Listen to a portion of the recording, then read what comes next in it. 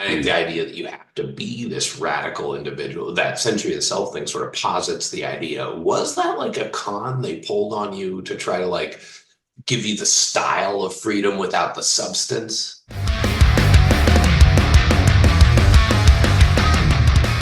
So I'm here with John Kevill, that rhymes with evil.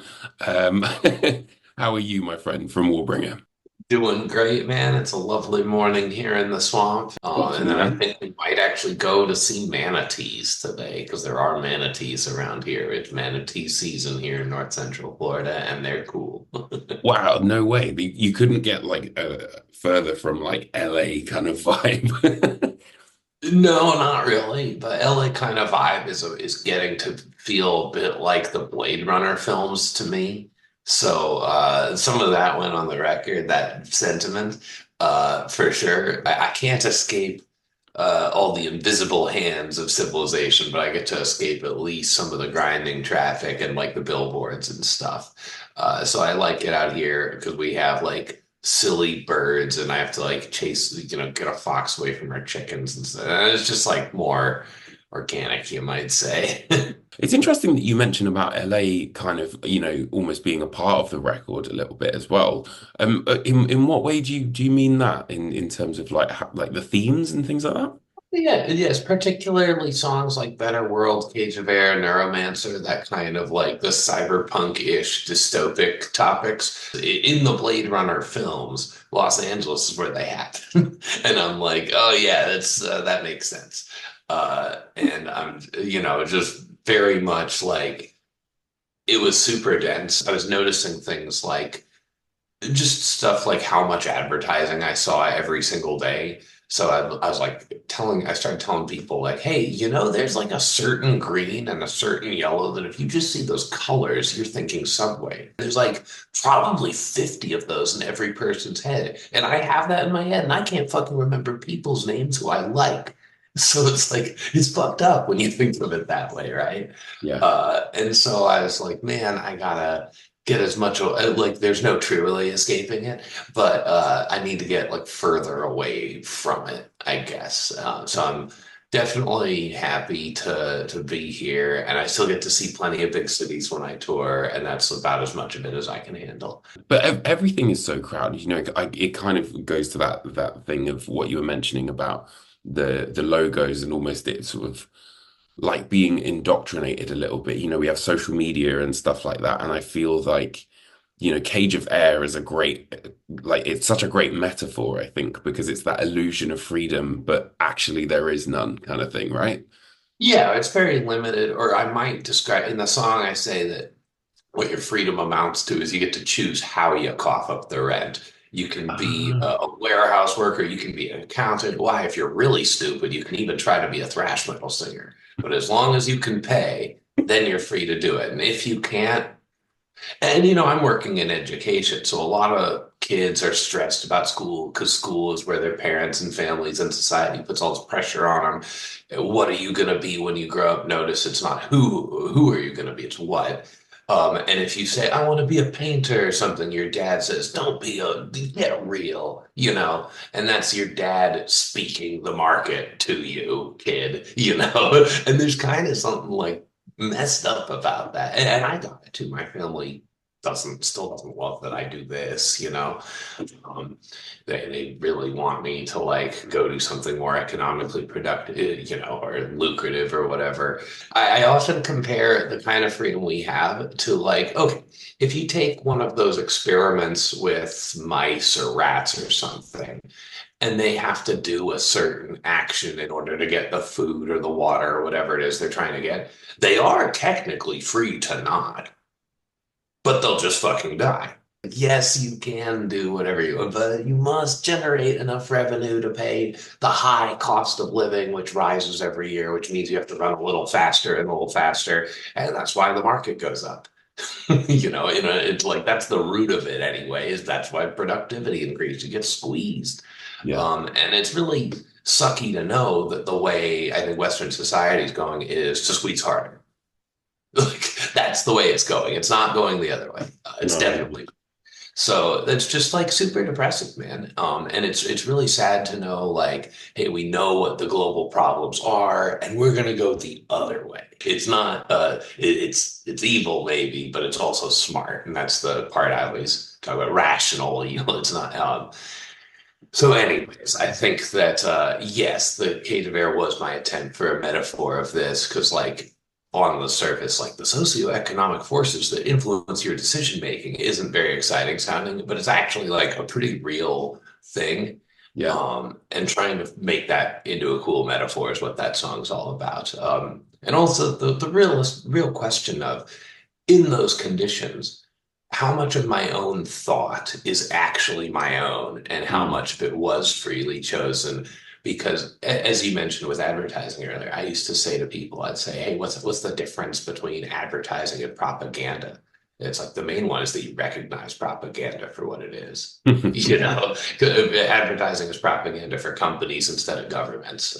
It's still propaganda, 100%. It Yeah. uses most all the same techniques. It's really interesting, and I feel especially this record is kind of like more timely than ever. You know, like when I heard A Better World, I was just like, you've completely encapsulated how I feel as a 34-year-old person. Like, you know, everyone's told it's gonna get better and stuff like that. And now I just genuinely feel like this existential dread all the time. All the time. Yeah, and you just like if for me it manifests like this, where I'll be doing something, going around, and I'll be like, oh, I might be coming from work and I'm thinking I made this much today, and I think about like what everything costs, and then I go, like, and just that sigh everywhere, or like as there's some. Like there's a mural in the nearby city of Gainesville. It's like, say it has like a save the animals message. And I see that and I go, because I fucking wish, Yeah. and I'm trying to like get some of that across because I think it is real. I think it's honest. And so it is from the heart. Like it's not what I want to be saying, but I think just in our moment in time, yeah. And I think it kind of ties in overall the record's themes of this are like in some ways a continuation of Woe and Weapons, which have this overarching theme of like technology and progress making stuff worse, not better as it should. And that's, I think, like a lot of what I read is variations on that. And those weapons, it's hey, we can more efficiently kill large numbers of people with modern weaponry, which we can. And this one is a lot more about the individual self in modern conditions in like this increasingly dystopic society. And the individual self, I mean me, Yeah. it's very personal. So like everything I'm saying on there is how I feel. But I thought that there's so much like people telling themselves what they want to hear, and we'll fight back and don't worry, good will triumph. I'm like, no, we're just gonna leave that out. Yeah. Let's be honest and look this in the eye for Be a minute. And I realistic think it kind of just thing. comes off differently. And I Yeah. usually try to do it through a bit of like metaphor, like sarcasm or cynicism, so I don't have to be like too on the nose with the lyric. Because I think a lyric trying to say what like a better world's trying to say. I've seen a bunch of songs trying to like tackle the modern condition where while I might agree with the sentiment, I don't love how the lyric comes across. And Yeah. at worst, you've seen it where it comes off, you kids and your cell phones, and that's not the point. And that's why I put the I tense. It's like I'm stuck staring at a screen. I'm not trying to preach to you. This is like a fucking cancer in my mind. Yeah. Maybe you do, maybe not, but perhaps so the listener can relate. But that's, I think, part of the beauty of it is it's kind of like it is representing that sort of facade of like everyone saying it'll be fine and just be positive as the world is burning basically, which is I feel like the main kind of vibe of the record. Is that right? Yeah, well, and sort of it's like there's an overarching theme. I'd say the two main themes are like class power and then like the individual person's mental state inside of this like oligarchic techno dystopia we have. There's a economist guy, Yanis Varoufakis, I think, who uses this term techno feudalism, Oh, And that for like the album cover, just look at it with like that word in your mind. yeah. That was a word I was throwing around when people, I'm like techno feudalism. That use that as an image, you know. Yeah. Um, and I think and it's like the first song, Sword in the Cross, is a Lord basically laughing at the listener, going, "You peasant, I'm going to own you forever. And your children's children, my children's children will own them. And there's nothing you can do. And the stuff that's your articles of faith and the things you worship, I own those things, you idiot." You know, it's like trying to just absolutely slap the listener in the face and just be like, like comically evil.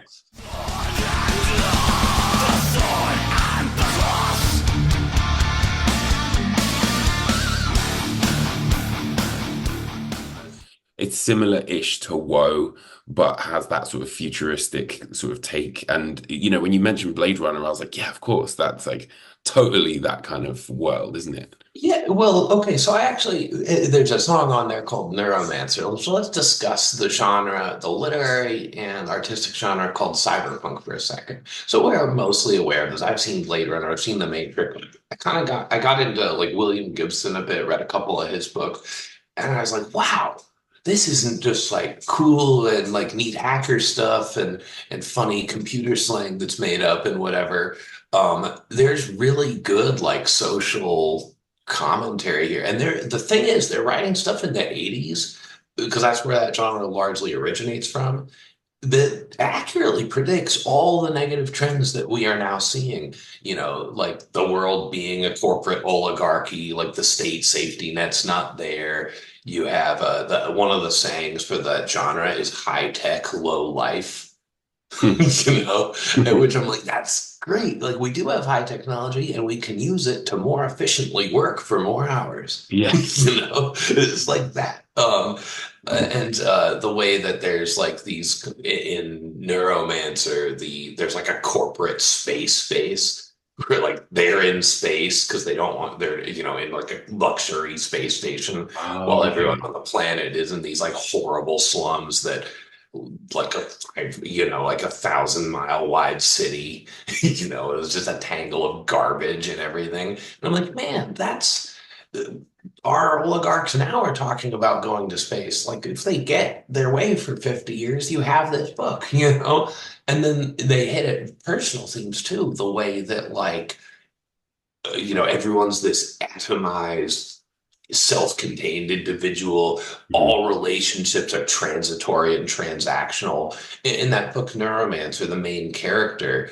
is like hacker guy, and his the main side character is Molly Millions, who's like a cyborg assassin, and he literally like goes and using technology lives in her head while she's doing the mission. He's like guiding her, hacking her through the compound she's infiltrating, and he's like sharing her senses and stuff, and they're lovers and stuff. And then the last line of the book is Case never saw Molly again. Like they're literally as close as they can be. He literally feels her senses and everything as she fights and is in pain and all this stuff. And they have the most intimate possible connection. And then they're just like going, once the job's done, out, no further need. And I'm like, dude, think about like modern dating. Oh, it wasn't suiting my needs anymore. Like people are transactional in all ways. Yeah. Yeah. I'm like, man, so the way that this techno dystopian world doesn't just, oh, it looks bad because of any of the outward signs, but there's all this inward spiritual void. And And like, I think, you mentioned The Matrix as well. And, when I first watched that, I was like, wow, this is really cool, like action film. But now I'm like, would I be like Cypher? Would I want to just eat the steak and not wake up? Do you know what I mean? Like, oh yeah, how would you feel? Like, would you be Cypher or? ignorant. Well, okay. So they say ignorance is bliss, and if that's true, the corollary must be knowledge is pain.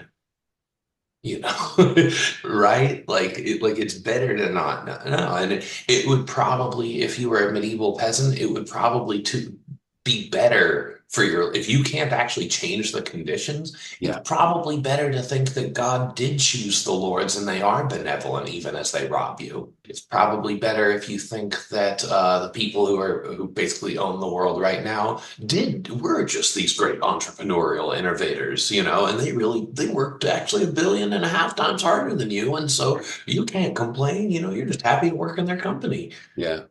Yeah, It's right. it's crazy, isn't it? It is, and I think that comparison to the Middle Ages is one that I think lays it out because we all know peasants got a shit deal, right? Yeah. Like we all know that, but we have to like lie to ourselves about the deal we're getting, or you get depressed, So you have two choices: you can either lie to yourself, or you can be miserable. So yeah, Cypher and the stake is an apt metaphor, I'd say. And even another thing to note, look at sci-fi from like the 60s or something, right? You got your Star Trek, you got cartoon shit like the Jetsons or whatever. It's super optimistic. In Hmm. Star Trek, humanity is like a utopia, and because of that, they're able to explore space. And you could see where people might get that. It's like NASA just went to the moon, The Soviets even like made great contribution, so on and so forth. There's all this advancement. It's like, wow, if we're able to progress this fast 20 years after the World War, um, man, who knows what we could do by the year 2000? There's all these projections that we're like, if you watch an old sci-fi, where they think we're going to be about now is a much more like utopic place. Mm. And most of the sci-fi of our time is really dystopic. And I think that like it doesn't, it's fiction, but I think it's sort of like a canary in the coal mine thing. It tells you Yeah. what people are thinking, what's in the water. So metal then. I think that all this is great material for metal Yeah. because why I started asking myself, I'm like, okay, of all the ways I could sing, why did I choose screaming into a mic with like blasting amps, right? It's like, one must eventually try to be serious as an artist, or I think it's the best move for me anyway. Um, so what am I trying to get across? What am I trying to like scream about here? And I'm like, there's plenty of things. And one of the things that really stuck out to me is if you just go to your most like stereotypical 80s thrash imagery, you have like a crumbling city with like a mushroom cloud in the background and like hazmat suit guys cleaning toxic waste. That's like stereotypical thrash imagery 101. I mean, that is all entirely relevant themes that like not ironic, not campy, like those are all completely valid things to be mad about. Yeah. None of those problems have been solved since the 80s, right? Not one. In fact, a lot have gotten worse. Worse. Yeah. Yeah. Exactly. And we don't talk about the threat of nuclear war as much because there isn't a Cold War. However, they never disarmed the weapons. Our song Silhouettes is about that idea, that from a couple albums ago. Yeah. But like, so all of those things that made people, or that were like themes in this music originally from its sort of punk roots, I'd say, is where some of that social commentary kind of comes into the thrash metal genre because it's less common than like regular heavy metal, I'd say. Um, it, you know, like all of that is completely relevant still. And I'm like, maybe as a teenager, these same feelings like drew me to that, you Yeah. know. Um, Yeah. you Yeah. have like climate change songs in classic thrash. Creator, When the Sun Burns Red, Sacrifice, As the World Burns, Nuclear Assault. You seen the album cover for Handle with Care. Like Yeah. this stuff was there, and that's like old. Yeah.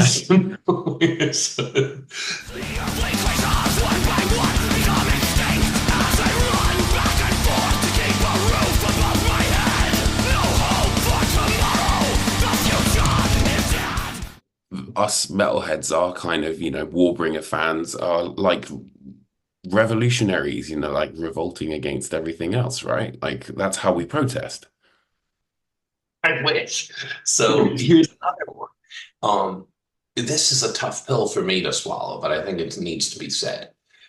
Every counterculture movement that came from something cool like music or whatever, right? That does have this like trying to say something and expresses a longing for something different through anger, through hope, through whatever emotion you're putting in the music, right? Um, is repackaged and sold back to you as a brand. So when I want to show you that, like, I'm this counter, I'm not a suit, I'm not in a suit and tie in office. I live free, my own life. I have long hair, and here's my leather jacket, and here's my band t-shirt. Cha-ching, cha-ching, cha-ching. I have expressed myself using personal commodities, right? And like, Yeah. there's this really interesting documentary, Century of the Self, about advertising, consumerism, and the individual. And I think it's like a real put this in your pipe and smoke it, because the stuff that I would often think like makes me stand out or an individual, I'm like, that's just a different mass consumer product. You can't escape it. There's no way. Like any way, you would say something like, we choose to express our identities using consumer products, basically. That's what individuality in many cases boils down to in the way it comes out. How do you dress? How do you look? What stuff did you buy what services or products did you buy to make yourself look different, to try to tell yourself that you stand out and you are different? And the truth is, most people aren't like, I'm not trying to say everyone's like a square block or anything, but people are basically people, you Yeah. know, like I think one of the Dalai Lamas said everybody wants to A, live, B, not suffer. So everyone's got that in common. And that's more in common than you could ever have different, because it's like the real shit in life right there. Trying to continue living and minimize your suffering. So I think based on that, I have more in common with everyone than I ever could have different. I think the Mm. idea that you have to be this radical individual, that century of self thing sort of posits the idea. Was that like a con they pulled on you to try to like give you the style of freedom without the substance? You know? So when we say we metalheads are revolutionaries, it's like, yeah, blow me. Like, yeah, I hear, do you want to buy a $15 beer at the concert? You know? Yes, you do. Oh, yeah, quite revolutionary of you, you You know? Um, yeah. amazing. So no, the counterculture was subsumed, absorbed, and defeated, is my take, including my own. And that's tough to say. Like, that sucks. But no, like, I'm ultimately going to be doing this. And the purpose of me telling you this at all and talking about all this shit is ultimately by my record. Yeah, which is wild, isn't it? Yeah, dude. So I've been like sucked back into the theory. Awesome. And with that, let me talk a bit about the music. So I think I'm talking a lot about the ideas of the record, and you get a sense of where it's coming from. Musically, let me just talk a bit about that real quick. In order to one thing we did, I'll just mention, is we tuned this record to D standard instead of E flat. So it's half a step down from all the rest of the records. And that was a way we're like, hey, different tuning will mean different guitar sound, and that right at the start will make the record sound different. You'll give it a Oh. different vibe, and you're like a little darker, a little more death metal. Like, it starts right there. It starts there. Yeah. And we did consciously want it to be more extreme metal leaning. It just seemed like the right move. And we wanted it to also, the last two have kind of like a separation between the fast thrashing burners that are like 3, 4 minutes and the 7 to 11 minute lengthy proggy, epic stuff. Yeah. And so we really wanted to kind of like split the like put those together. So like there's a lot less separation, I'd say, between the bangers and the epics, basically, on this. And those were basically the goals musically going in. And we wanted it to be like, so Weapons is the only record we've ever made that's over about 41, 42 minutes. Weirdly enough, every Warbringer record besides Weapons is within like a 2 minute, they're like within 1 minute of a 40-minute runtime. And so is this one. And we No didn't way. plan. But we did say, like, hey, I think about the right length for like a heavy extreme record is about 40 minutes. I Totally. want that records. And I think sometimes extreme metal in particular is susceptible to like, okay, this is blast beat passage number 46. It doesn't hit the same the way the first one did. Yeah. Right. Yeah. And we're susceptible to that too, because we're playing fast, I'm screaming at you, you know, like so we also want to keep it like as tight as we can, have enough interesting stuff. Every song I think kind of leans to a little bit of a different subgenre. A Better World leans towards like 90s melodic death metal, very clearly, like At the Gates or something is what it makes me think of. Yeah, Um, 100%. Adam in particular has always really liked that stuff, and he penned that riff. Okay, cool. Yeah, Neuromancer leans towards some death metal.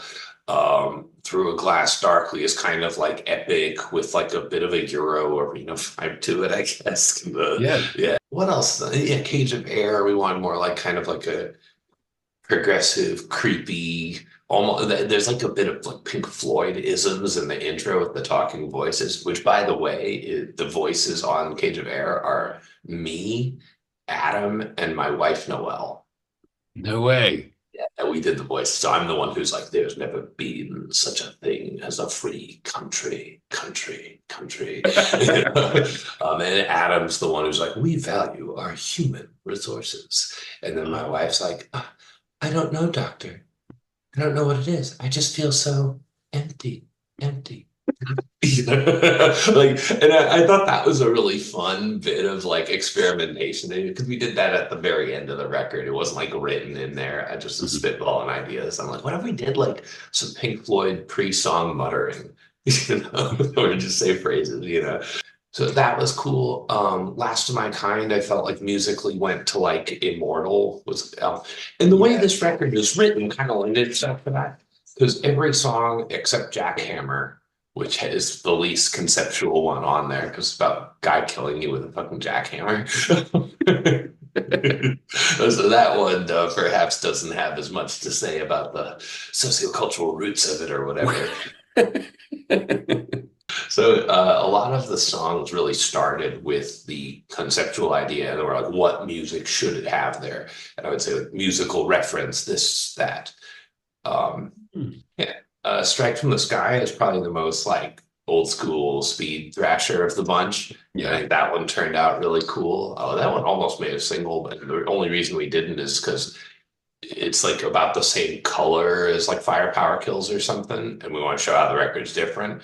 Mhm. But I think it's actually one of the stronger tracks on there, and I definitely made a goal on that one. I'm like, I'm going to do more high shrieks on this than I have on a song before. Than ever before. So don't love that song too much, everyone, because then I'll have to pull it off live. And I think that one came out cool too. And that one's sort of about the U.S. empire and just being like, this is an empire. That's what it is. Let's not pretend, you know. Um, so I think that lyric came out cool too. I'm really proud of what I did with this record, and I'm worried that I won't have enough gas in my ideas tank eventually. Like I will not be able to write infinite records that I'm still equally proud of. Yeah. I will kind of exhaust it, but I'm really glad I felt like I was able to do something different on this record from the two before Yeah. and that's like in line with the band's themes. I'm like, dude, nobody's made this record in modern thrash, and I'm like, that's an artistic thing that like should be done. And so I kind of felt like we had when I was coming up with some of these ideas. I'm like, this is like unclaimed territory right here. This feels original. This feels unique. Yeah. I haven't heard this type of expression on a metal record, and it fits. And so that I was really that's probably for me the thing I was most proud of is I felt like this one I probably have like my own like I feel like I landed on something kind of cool and unique that's very expressive and very present um without being like super on the nose. Yeah. Is that if you could listen to it like in a different time and it would still be cool. What does the album represent to you? Like, what does it mean to you, basically? It's sort of me putting out a lot of my like negativity and disillusionment in the most like heartfelt way I could, actually. You know, in this grim metal context, and I think like so it's like though it's about class power and socioeconomic themes and social programming and all this. I tried to make it as much from like my own heart as I could, while having these like very big picture kind of themes. And I think like I'm proud of how that came across. And it's like I think that some of the responses we've had one single out, but I think some of the responses that people have given to the ideas there is like they've connected to what I said and to what I was feeling, and to me that's very special. Mhm. So you know, it's one of the simple joys of making music, even if I'm expressing my most negative things. Other people are like, I also feel this, and that's you know, that's as an artist and a musician is what I ultimately want. So I'm very proud of that. And you know, I'm just proud of what we did here, and I feel like proud that I think I was able to like find it. There's God knows how many bands, let alone in metal or in music in general, and I'm like, I think we've landed on something that I can point to and be like, no one quite did it in this way, and so that's just and I'm really happy that I'm 38 now. Warbringer started about 20 years and a month ago. Mhm. Wow. So we're an old band now. We're the newest old band or the oldest new band, depending on how you look at it. Oh, awesome, man. Well, it's been a real pleasure to chat to you, man, and it always is. Likewise, Sir Tristan. Take care and thanks for the kind words and the interest in our band. No worries, dude. Take it easy. Adios.